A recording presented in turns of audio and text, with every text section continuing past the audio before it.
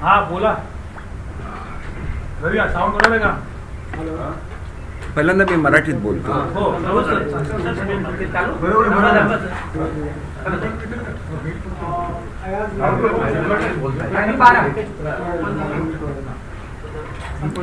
माझं हे घ्या.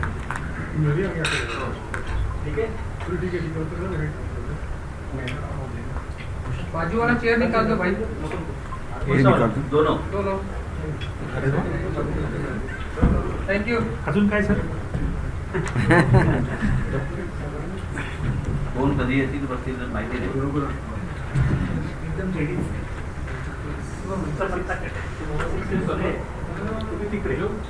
येऊन बसतात.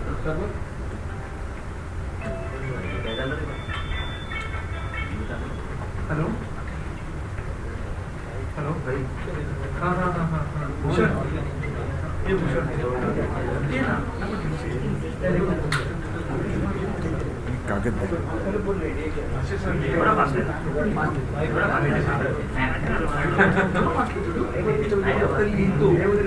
साहेब लाईव्हला गेलो. गेलं? हे घ्या. सर आज कोर्टाचा निर्णय आलेला आहे. कुठेतरी शिंदे गटाला दिलासा असं म्हणायचं का? कारण ज्या पद्धतीनं कोर्टाने म्हटलेलं आहे की जोपर्यंत कोर्टाची सगळी प्रक्रिया होत नाही किंवा सुनावणीवरती ठोस निर्णय येत नाही तोपर्यंत कोणतीही कारवाई जी आहे ती त्या 16 आमदारांवर करू नये असं कोर्टाने म्हटलं. मला वाटतं जो निर्णय दिलेला आहे, मी जी माहिती घेतली त्याप्रमाणे एकंदर 54 लोकांचं जे डिस्क्वालिफिकेशन होतं त्याच्या संदर्भात जी याचिका दाखल केलेली होती त्या याचिकेमध्ये नोटिसा दिल्या गेलेल्या होत्या आणि त्या नोटिसा शिवसेना सध्या आता जे मातोश्रीबरोबर राहिलेले आहेत म्हणजे आपण असं म्हणू शकतो की शिवसेनेचेच आहेत सगळे, परंतु आदित्य साहेब सोडून उरलेल्या लोकांना दिलेल्या होत्या. आदित्य साहेब सोडून उरलेल्या लोकांना ज्या नोटिसा दिलेल्या होत्या त्या आणि आम्हाला सर्वांना ज्या दिलेल्या होत्या नोटिसा त्या असे म्हणून जे एकंदर आमदार होते या सर्वच्या सर्वच आमदारांना दिलासा मिळालेला आहे. त्याच्यामुळे केवळ आम्हाला मिळालं हे बरोबर आहे की आमच्या विरुद्धही याचिका होती आणि ह्या याचिकेमध्ये काही कारवाई झाली नाही आणि जोपर्यंत हे होत नाही, आपला निकाल होत नाही तोपर्यंत कुठली ॲक्शन घेऊ नये असं जे सांगितलेलं आहे ते योग्यच आहे असं मला वाटतं. कारण सगळं ऐकून घ्यायला लागेल आणि हा एक एकंदर 3 केसेस आहेत. मला आपल्याला थोडंसं उलगडून सांगितलं पाहिजे. पहिली जी केस आहे तिथं उपसभापती आहेत त्यांच्याकडे चार्ज होता. त्यांच्याकडे जेवढा चार्ज असताना त्यांनी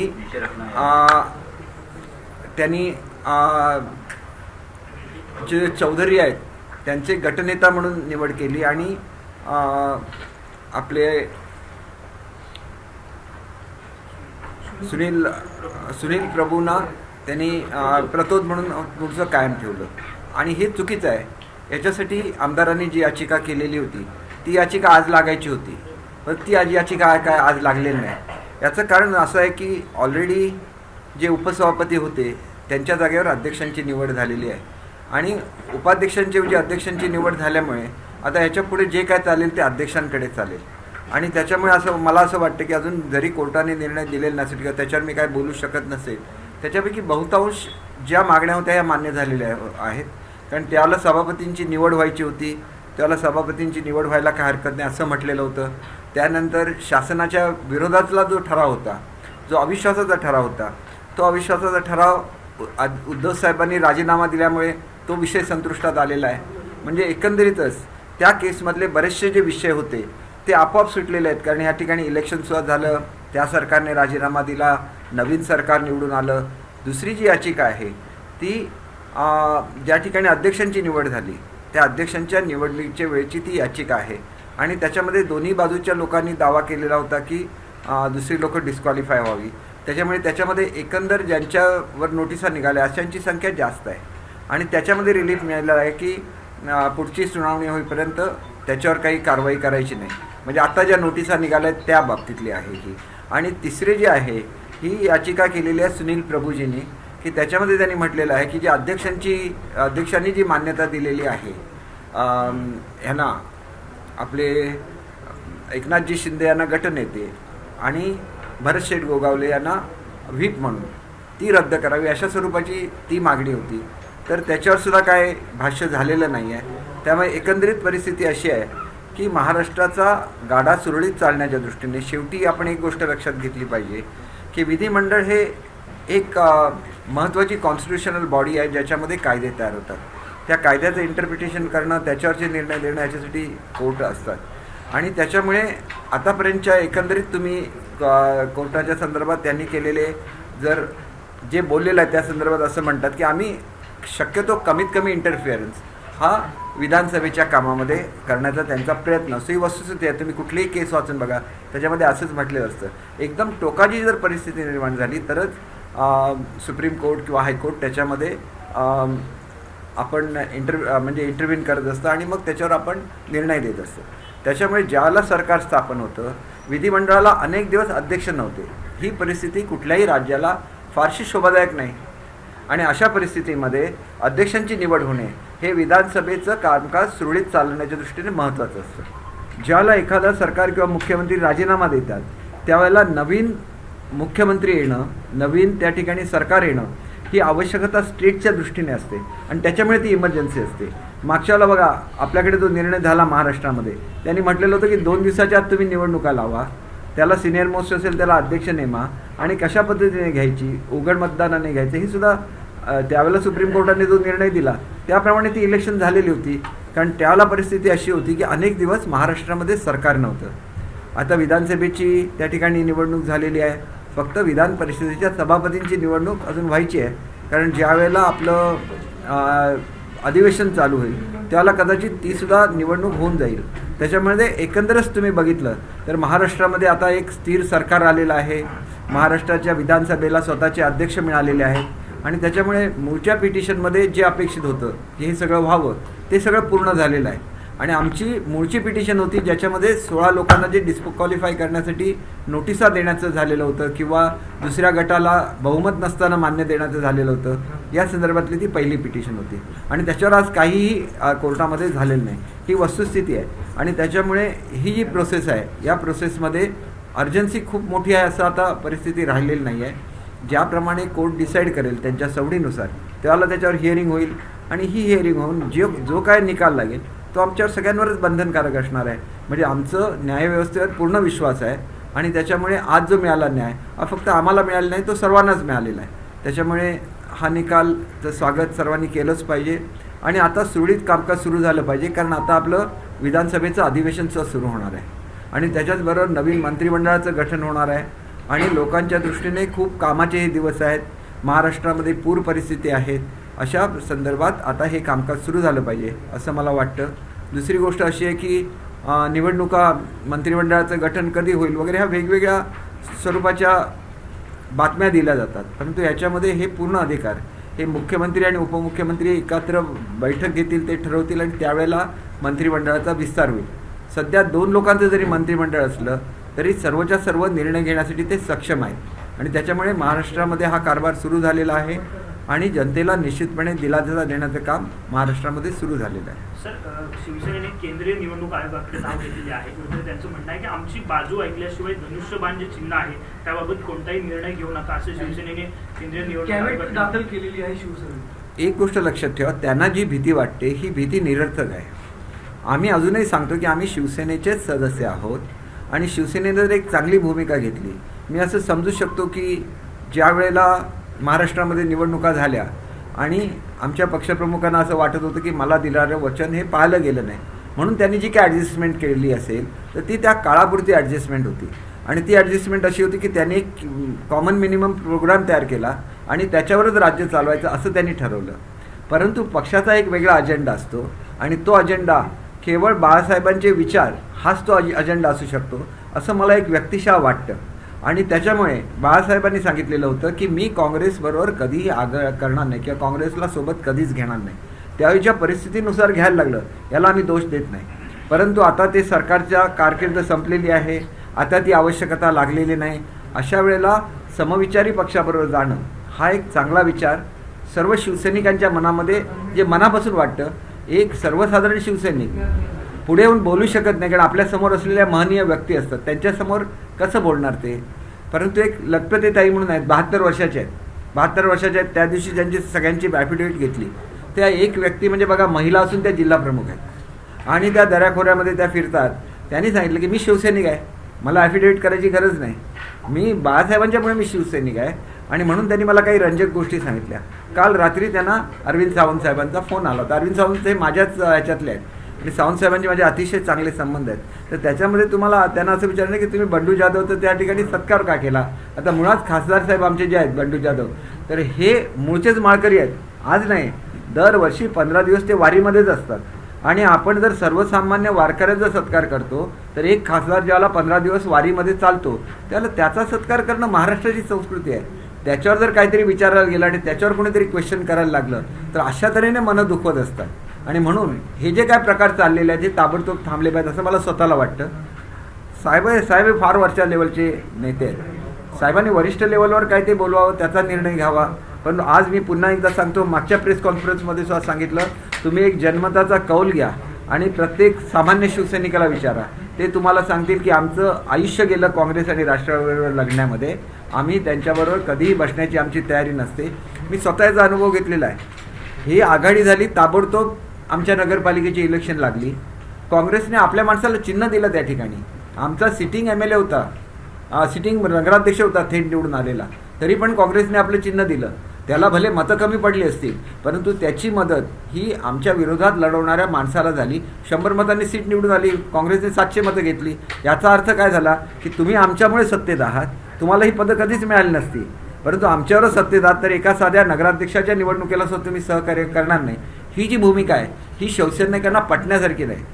त्याच नगरपालिकेमध्ये मी 1 महिन्यापूर्वी मला 4-5 हजाराचं लीड स्वतःला मिळालं होतं, परंतु दुसरा कॅन्डिडेट उभा राहतो त्याला ती परिस्थिती वेगळी असते.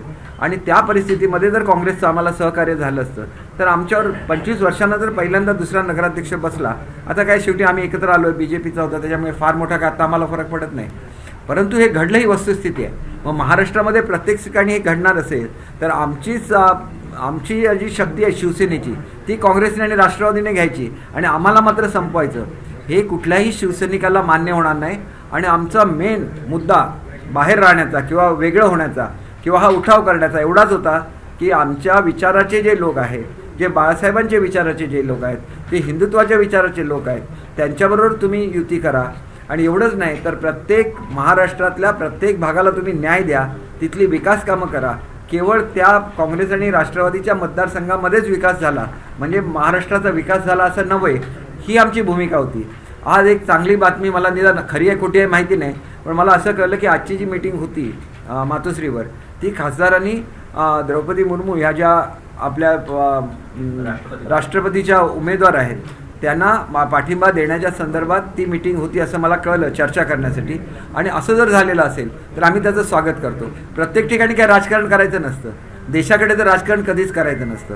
आणि मग ती जर निवडणूक राष्ट्रपतींची असेल तर ती पॉलिटिकल निवडणूक नसते, ती जर निवडणूक विधानसभेच्या अध्यक्षांची असेल तर ती पॉलिटिकल निवडणूक नसते. आणि त्याच्यामुळे महाराष्ट्राची तर परंपरा अशी राहिलेली आहे की आजपर्यंत बहुतांश इलेक्शन्स अध्यक्षांच्या या बिनविरोध झालेल्या आहेत आणि ती परंपरा महाराष्ट्राची परंपरा आहे. या इलेक्शनमध्ये सुद्धा ती कायम ठेवली गेली असती तर आम्हाला बरं वाटलं असतं.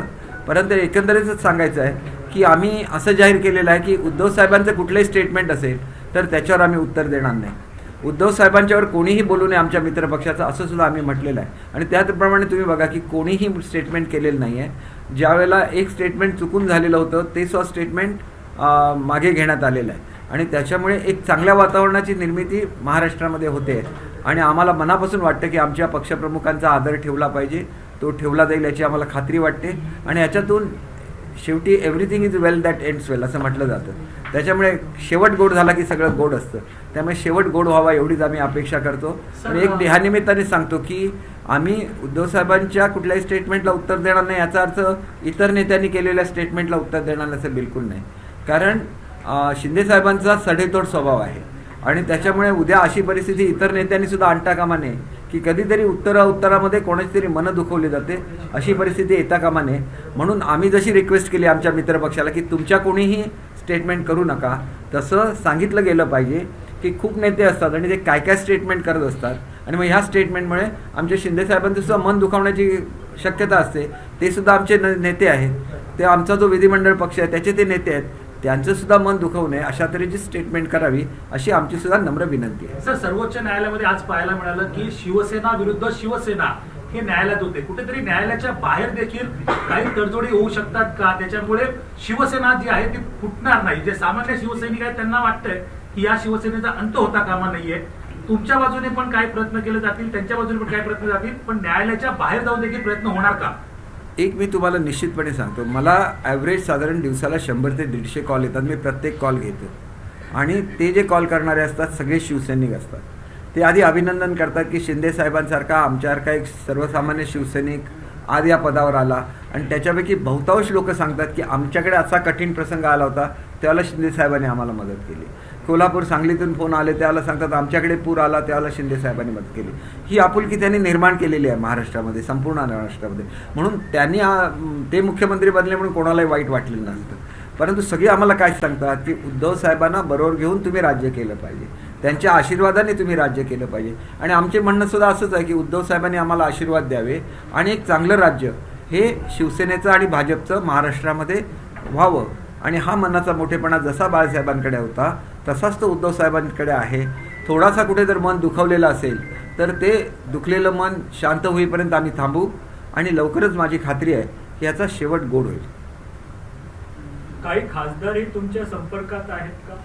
असं म्हणण्यापेक्षा बघा, आम्ही तर आम्हाला 2 ते 3 लाख लोक मतदान करत असतात. खासदारांना तर 15 ते 20 लाख लोक मतदान करत असतात.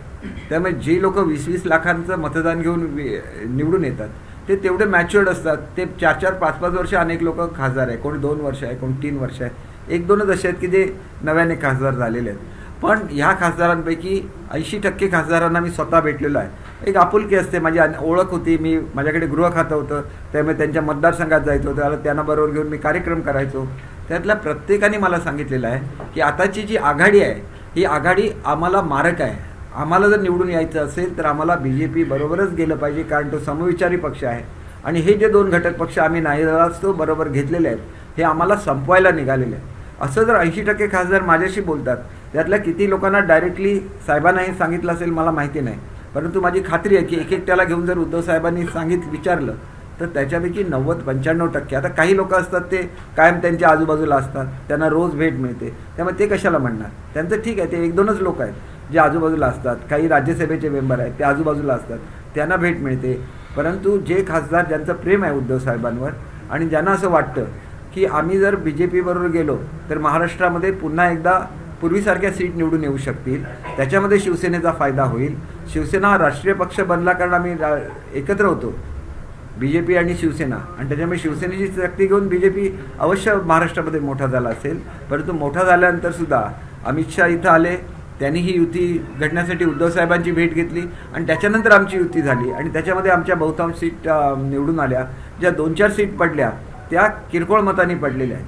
त्याच्यामुळे आता पुन्हा इलेक्शन झाली तर त्याच्यामध्ये सुद्धा जर सेना आणि BJP एकत्र असेल तर मोठ्या प्रमाणात सीट ह्या महाराष्ट्रामध्ये निवडून येऊ शकते. सर, मगाशी एक स्टेटमेंट केलं ते म्हणजे की काँग्रेस आणि राष्ट्रवादी शिवसेना संपवते. म्हणजे आपण आकडेवारी जागांची बघायला गेली तर 2019ला भाजपने शिवसेनेला केवळ 120 जागा दिल्या, अधिक जागा त्यांनी त्यांच्याकडे ठेवली. तर कुठेतरी भाजप देखील शिवसेनेला शिवसेना संपवण्याचा प्रयत्न करत असं तुम्हाला वाटतं? हे बघा, तुम्ही त्याच्या पूर्वीची आकडेवारी मला वाचून दाखवली नाही. त्याच्यापूर्वी 122 सीट निवडून आल्या, म्हणजे ज्याला आम्ही वेगवेगळ्या लढवलं त्याला, आणि आमच्या 65 सीट निवडून आल्या. बरोबर आहे ना?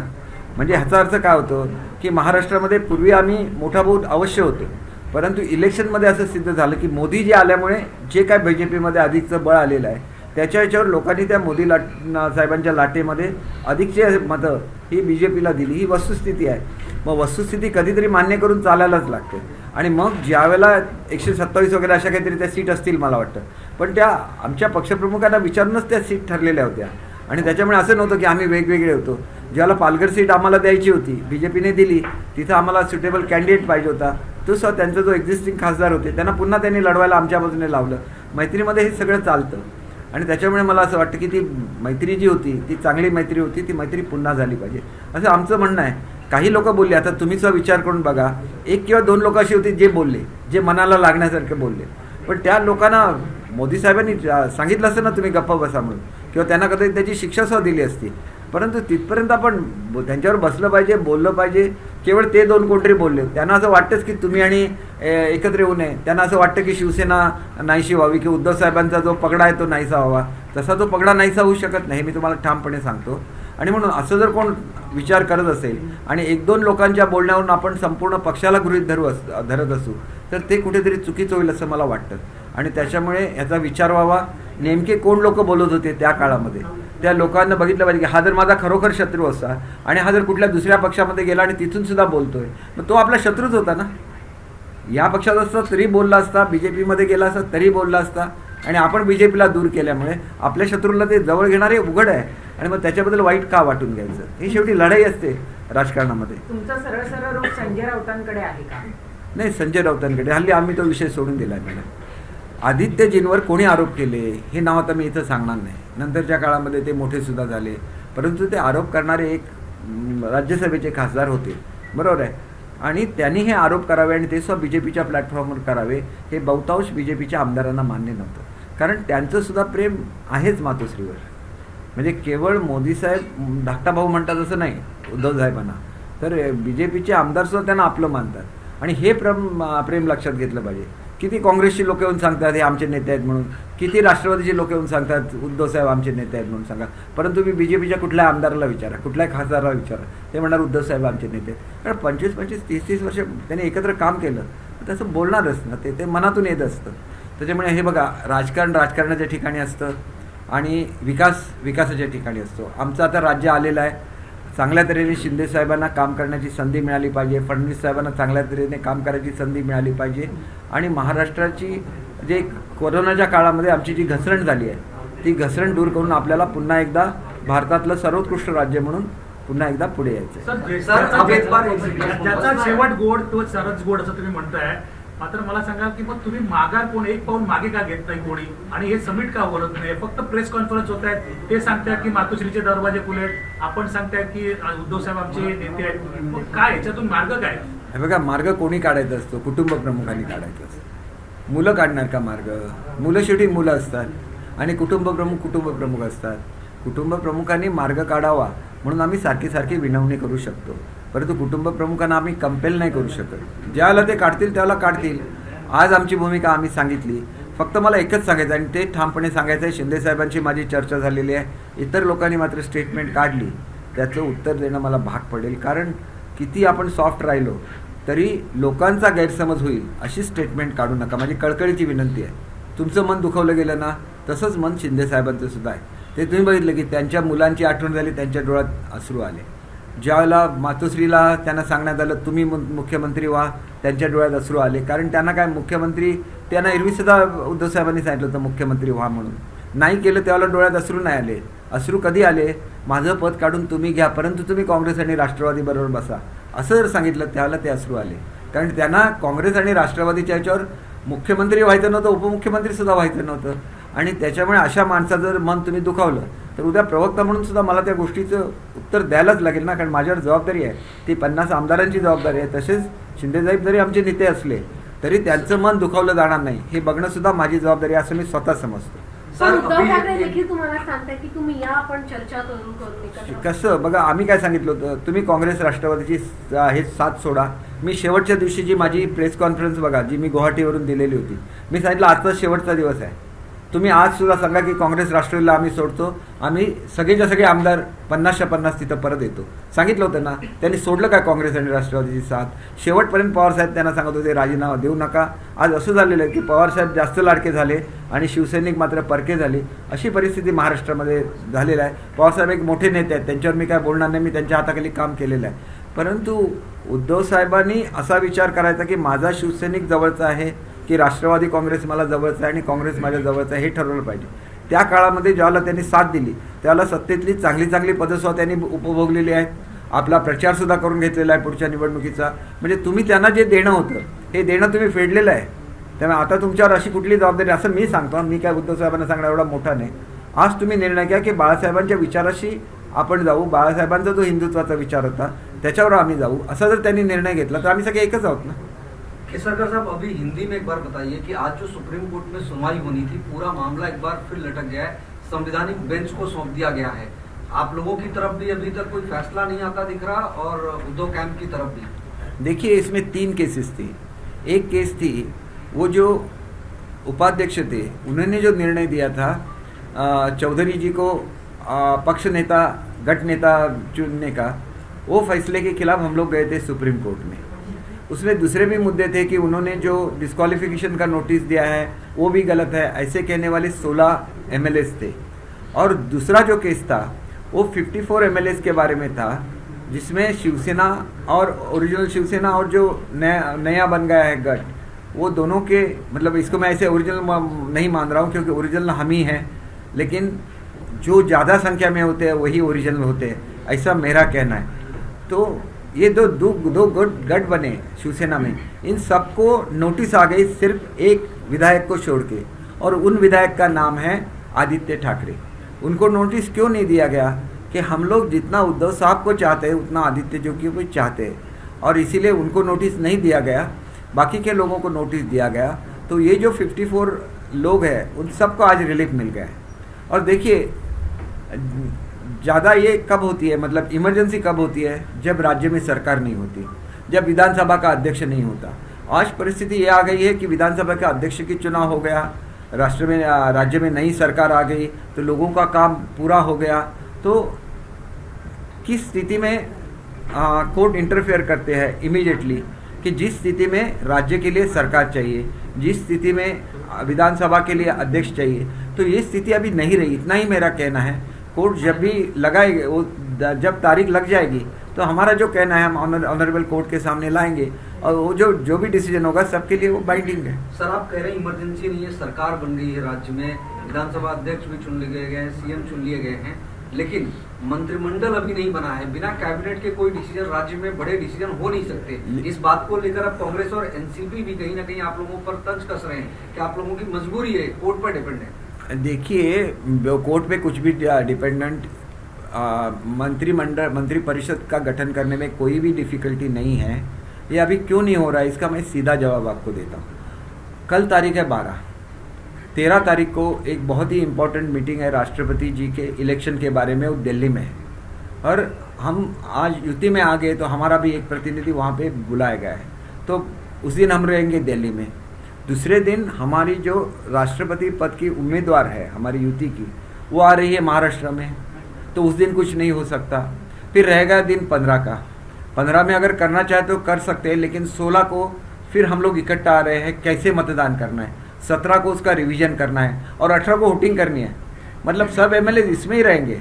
तो किसको ये फुर्सत रहेगी कि जाके कुछ अच्छा वाला कपड़ा पहनो और वहाँ पे जाके शपथ ले लो, वो तो इतनी जल्दी में बिल्कुल नहीं है। और ये जो बोल रहे हैं कि कैबिनेट नहीं है, तो कैबिनेट हो चुकी है। कैबिनेट की पहली बैठक उसी दिन हुई जिस दिन गवर्नर ने CM और डिप्टी CM को इनवाइट किया शपथ लेने के लिए। शपथ लेने के बाद सीधा वो मंत्रालय चले गए, वहाँ पे उनका पहला कैबिनेट हुआ, और उस कैबिनेट में बहुत सारे महत्वपूर्ण निर्णय हुए। और आज भी कैबिनेट की बैठक होती है। कैबिनेट में कितने मेंबर्स चाहिए ये कहीं पे लिखा हुआ नहीं है। कैबिनेट 2 लोगों की भी हो सकती है, वो ज़्यादा से ज़्यादा कितने होने चाहिए वो तो लिखा हुआ है, लेकिन कम से कम कितने चाहिए तो नहीं लिखा है। इसलिए हमारी सरकार आ गई है, हमारी कैबिनेट रेगुलरली फंक्शन कर रही है, और वो महाराष्ट्र की जनता को दिलासा दे रही है। सर, एक खबर लगातार चल रही है कि जो शिंदे ग्रुप है उनके संपर्क में 12 से 14 सांसद हैं। आज मातोश्री में एक बैठक चल रही थी जिसमें लगभग आधा दर्जन से ज्यादा सांसद उपस्थित नहीं थे। तो क्या वाकई में आप लोगों के संपर्क में हैं? देखिए, संपर्क में होना न होना ये ज़्यादा अहमियत नहीं रखता, क्योंकि जो MPs है उनको 15, 20, 25 लाख लोग जीत के देते हैं, तो बहुत ही मैच्योर्ड रहते हैं, वो खुद का फैसला खुद ले सकते हैं। और आपने भी कई लोगों को उनको मीडिया के साथ बोलते हुए दिखाया है कि उनका भी कहना यही था कि बीजेपी और शिवसेना इकट्ठा चले आगे चल के, क्योंकि उनके भी कॉन्स्टिट्यूंसी में वही हो रहा था कि कांग्रेस और एनसीपी के मंत्री आते थे, अपने ही उनके कैंडिडेट को डिक्लेयर करते थे कि ये आगे चल के आपका विधायक बनेगा। उनको ताकत मिली शिवसेना से, और वो शिवसेना को ख़त्म करने की बात कर रहे थे। वो केवल MLAs के बारे में नहीं हो रहा था, तो MPs के बारे में हो रहा है। और उनकी जो भी राय है वो पहले बोलेंगे ना अपने पक्ष प्रमुख, हम चाहते हैं कि आप इकट्ठा रहो सेना और बीजेपी, वो बोलेंगे। मानना न मानना ये पक्ष प्रमुख उनका निर्णय है, तो वो निर्णय ले सकते हैं। सर एक सवाल यहाँ पर बहुत इम्पोर्टेंट है, थोड़ा क्लियर कीजिएगा।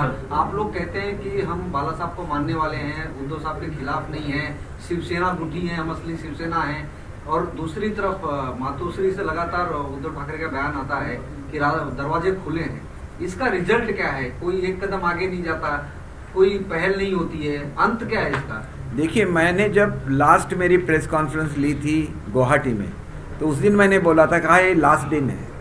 आज भी हमें बोलिए कि आप कांग्रेस और राष्ट्रवादी का साथ छोड़ रहे हैं, तो हम लोग सब एमएलए वहाँ से उठ के महाराष्ट्र आ जाते हैं, आपके पास आ जाते हैं। लेकिन कल आप हमको बोलेंगे तो हम नहीं आ सकेंगे, फिर हमारा गठबंधन हो जाएगा। और जब गठबंधन बन जाता है तो गठबंधन के जो नेता है उनसे भी आपको कंसल्ट करना पड़ेगा। आज हमारे फ्री है किसके साथ जाए किसके साथ न जाए, लेकिन हम कांग्रेस एनसीपी के साथ बिल्कुल नहीं जाएंगे, हमने क्लियर कट बोला था। तो इसके बाद दूसरा ऑप्शन रहता है बीजेपी का। अगर वो चाहते तो वो बोल सकते थे कि मैंने आज इनको छोड़ दिया है, आपकी तरफ से मैं बीजेपी के साथ बात करता हूँ और हम लोग अच्छा वाला मंत्रिमंडल बनाएंगे महाराष्ट्र में, हम लोग सीधा यहाँ आ जाते थे। वो लास्ट डे भी मैंने बोला था कि today is the last day. कल आप हमको बोलेंगे तो हम पे बंधन आ जाएगा कि हम हमारी जो युति रहेगी उसके सहयोगी दल से हमें बात करनी पड़ेगी और आपको भी बात करनी पड़ेगी।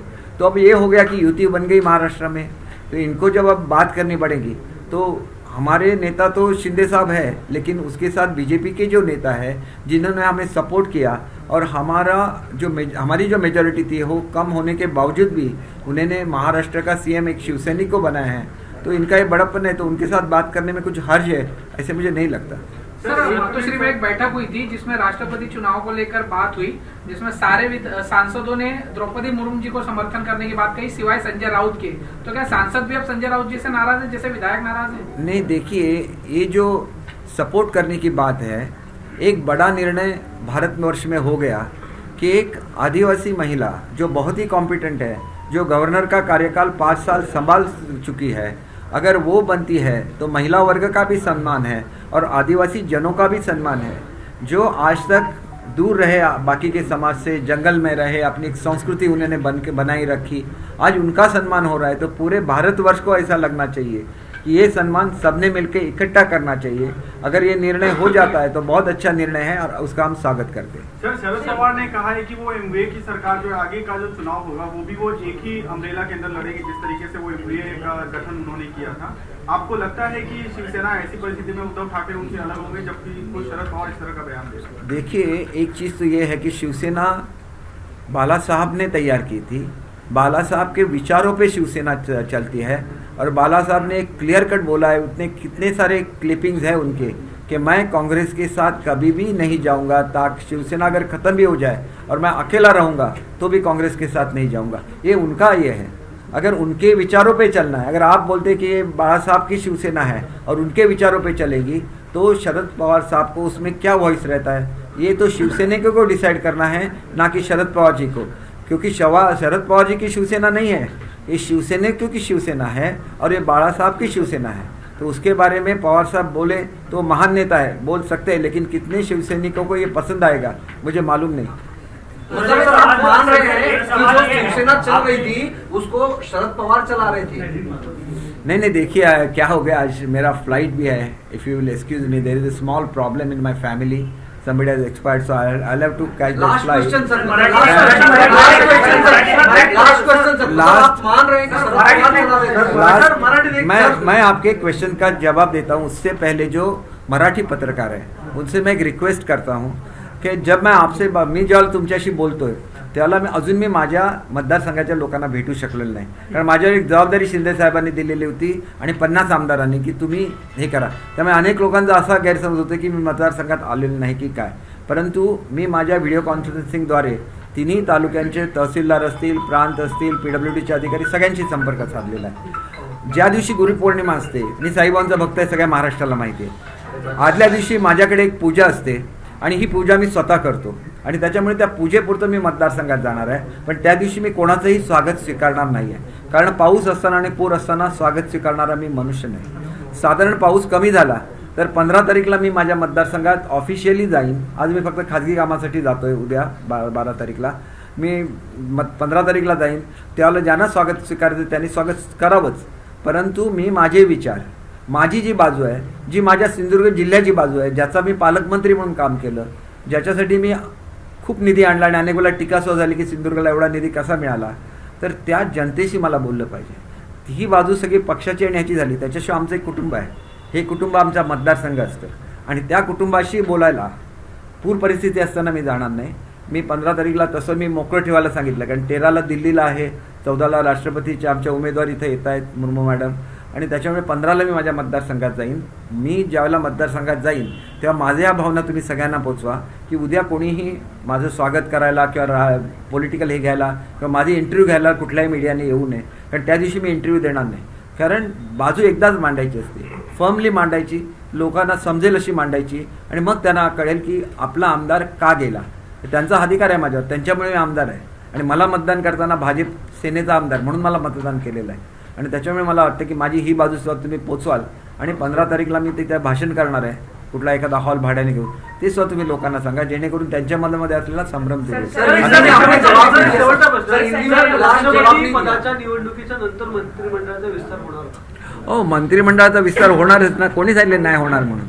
मी तुम्हाला काय सांगितलं, तर राष्ट्रपती निवडणूक आली नसती मध्ये, आम्हाला त्याची कसं असतं की या निवडणुकीची प्रोसिजर समजावून सांगायला लागते. ज्या वेळेला राज्यसभेची निवडणूक झाली, आम्हाला 2 दिवस सतत प्रॅक्टिस करून आम्ही शिकलेलो आहोत, आम्हाला सगळं कळतं, तरी पण अनावधानाने चूक होऊ शकते. तुम्ही ज्याला बघा काउंटिंग सुरू होतं, MLA सगळे शिकलेले आहेत ना, तरी काउंटिंग असताना ते गोंधळत होते. कारण काय, ती एक वेगळी प्रोसेस आहे ज्याची त्यांना माहिती नसते आणि त्याच्याशी ॲकस्टम नसतात. पटकन तोंडातून काही येऊ शकतं. तिथं शिक्का किंवा लिहिताना चुकून काहीतरी पटकन चूक झाली तर एक मत महत्त्वाचं असतं. शेवटी आमच्या भावना आहेत त्या राष्ट्रपती मॅडमशी ज्या आमच्या होणार आहेत त्यांच्याशी आमच्या भावना आहेत. त्याच्यामुळे आम्ही प्रॅक्टिस करतो. का करतो, आमच्याकडून एक चूक होता का म्हणे, त्यांना परफेक्ट सगळीच्या सगळी मतं गेली पाहिजेत म्हणून आम्ही हे करतो. तर माझी विनंती आहे. प्रश्नाचं उत्तर द्या की आता जी बैठक झाली खासदारांची, त्या बैठकीमध्ये असं चित्र दिसलं की संजय राऊत हेच एक वेगळे होते आणि इतर खासदारांचं मत होतं की द्रौपदी मुर्मू यांना मतदान केलं पाहिजे. संजय राऊत विरुद्ध इतर खासदार अशी परिस्थिती दिसून आली आहे. हे बघा, मला तर स्वतःला असं वाटतं संजय राऊतांवर माझा कुठलाही अधिकार नाही, पण संजय राऊत हे जास्त पवार साहेबांचे आहेत आणि ते कमी शिवसेनेचे आहेत. त्यांची उद्धव साहेबांवर किती निष्ठा आहे मला माहिती नाही, त्यांची बाळासाहेबांवर निश्चित निष्ठा होती, पण उद्धव साहेबांना जास्तीत जास्त डॅमेज करण्याचं काम नाही तर त्यांनी केलं नसतं असं मला स्वतःला वाटतं. ते ग्रेट असतील, त्यांनी उत्तर द्यावं का माझ्यावर टीका केली म्हणून मला काय वाटत नाही, परंतु त्यांनी आपल्या मनाला विचारावं की मी उद्धव साहेबांची किती निष्ठा आहे आणि मी शरद पवारांची किती निष्ठा आहे. आणि मग शरद पवार जर त्यांच्या पक्षाचे नसतील तर बाळासाहेबांनी ज्यांनी त्यांना मोठं केलं, ज्यांनी त्यांना सामनाचं संपादक बनवलं, त्या नुसत्या बाळासाहेबांवर निष्ठा असून चालणार नाही. त्यांची निष्ठा उद्धव साहेबांची सुद्धा पाहिजे आणि आदित्य साहेबांची सुद्धा पाहिजे असं मानणारा मी एक कार्यकर्ता आहे. मी एक सर्वसामान्य कार्यकर्ता म्हणून बोलतो. आता जर प्रश्न विचारला त्याचं उत्तर मी प्रवक्ता म्हणून नाही देणार, एक शिवसेनेचा कार्यकर्ता, एक शिवसेनेचा आमदार म्हणून देतो.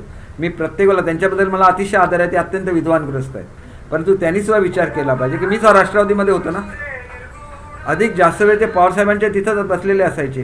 त्यावेळेला मला असं वाटायचं की हे शिवसेनेचे आहेत पण पवारसाहेबांच्याकडे का बसतात, आम्ही पवारसाहेबांच्याकडे आम्हाला कधी एंट्री होती. पण त्यांचं ते प्रेम असेल तर त्यांनी सांगितलं पाहिजे की माझं प्रेम आहे म्हणून मी तिथं जातो आणि मी त्यांचा सुद्धा प्रवक्ता आहे ना, तर ते एकटेच का पवारसाहेबांनी सांगितलेली बाजू मांडतात. त्यांनी शिवसेनेची आणि आमच्या कार्यकर्त्यांची बाजू मांडली पाहिजे. आम्हाला ते काय सांगितलं आम्ही विसरून जाऊ, परंतु ज्या दिवशी ते शिवसेनेच्या फेवरमध्ये बोलतील त्याला आम्ही सुद्धा त्यांना नेता मानू. सर, उद्धव ठाकरे की ओर से इलेक्शन कमीशन को एक कैविएट लिखा गया है जिसमें कहा गया है कि अगर एकनाथ शिंदे या उनका गुट सिंबल शिवसेना सिंबल पर क्लेम करता है तो पहले उनकी सुनवाई हो, उनसे उनकी बात क्या है वो पहले उनको सामने रखने का मौका दिया जाए. तो क्या एकनाथ शिंदे गुट धनुष्यबाण पर क्लेम करेगा? देखिए, हमने कहाँ क्लेम किया, आप ये सवाल आज बोल रहे हैं. उनके पास इसे बोलते हैं कि डर के कुछ बात करना, डरने की कोई बात नहीं. हम आज भी बोल रहे हैं हम इकट्ठा बैठेंगे, इकट्ठा शिवसेना यूनाइटेड शिवसेना करके महाराष्ट्र की जनता के सामने जाएंगे. तो आज तक हमारा ये अप्रोच है. कल ये अप्रोच बदल सकता है, मैं कैसे बोल सकता हूँ नहीं बदलेगा. कौन कितनी देर तक इंतज़ार करेगा ये भी ये है कि शिंदे साहब भी कितनी देर तक इंतज़ार करेंगे. तो उनको भी ज़्यादा इंतज़ार करने का समय नहीं आना चाहिए. हम लोग थोड़ी देर रुकेंगे, उद्धव साहब के लिए रुकेंगे क्योंकि उनकी तरफ हमारा पूरा लगाव है, उनको हम लोग बहुत रिस्पेक्ट करते हैं. मुझे अभी जाना पड़ेगा airport. Thank you very much. Thank you. I have to catch the flight otherwise. Sanjay Raut जो है आज भी उनका मत बाकी शिवसेना के सांसदों से अलग था। जिस तरह का आरोप लग रहा है कि संजय राउत ज्यादा डैमेज कर रहे हैं पार्टी को, क्या है? नहीं, मेरा ऐसा इंडिविजुअल ओपिनियन है, ये मेरा वैयक्तिक ओपिनियन है कि वो ज़्यादा पावर साहब के है। वो बाला साहब के नो डाउट बाला साहब के थे, लेकिन वो उद्धव साहब के और आदित्य साहब के है या नहीं, मैं ज़्यादा उस पर कॉमेंट नहीं करना चाहूँगा, लेकिन वो पक्के पवार साहब के साथ है, इतना मैं आपको बोलूँगा। पार्टी को नुकसान पहुंचा रहे हैं। मैं कैसे बोलूँगा, पार्टी उन्होंने सोचना चाहिए पक्ष प्रमुख को। Thank you. एबीपी माझा, उघडा डोळे बघा नीट।